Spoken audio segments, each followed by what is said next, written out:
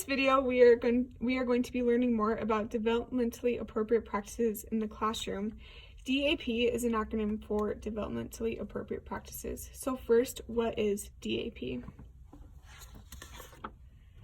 DAP is finding out where our students are in relation to where we want them to go, and then identifying the best ways of helping them get there.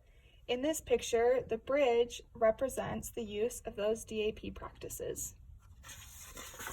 There are three components that make up developmentally appropriate practices in the classroom.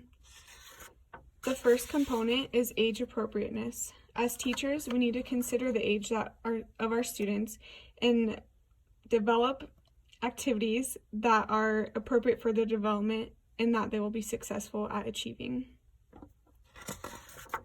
The next component is individual appropriateness. Each student in our classroom is their own individual with their own needs and own levels of learning. The last component is social and cultural appropriateness.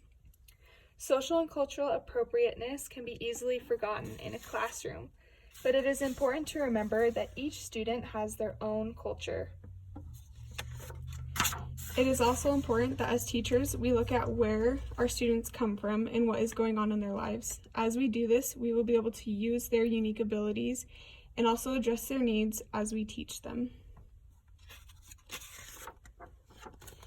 As we learn about each student and their own background, we can utilize this background knowledge in creating the lessons and activities that we hold in our classroom. Now that we know the components of DAP, we can look at what it looks like in the classroom.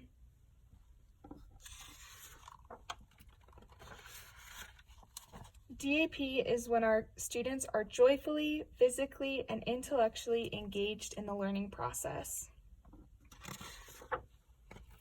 It also incorporates using varying teaching strategies in our lessons.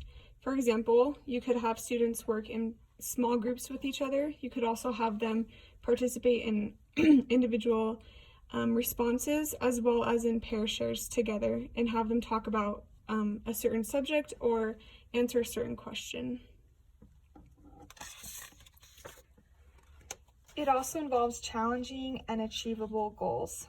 This aspect is very important because everything that we do in the classroom needs to have a purpose. And by setting goals for our students, they can accomplish so much more by the little steps that they make.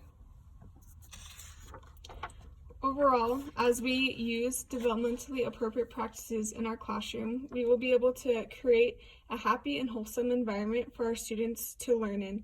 This will help them succeed in their lives and help them to take in all the knowledge that they possibly can through learning in our classroom.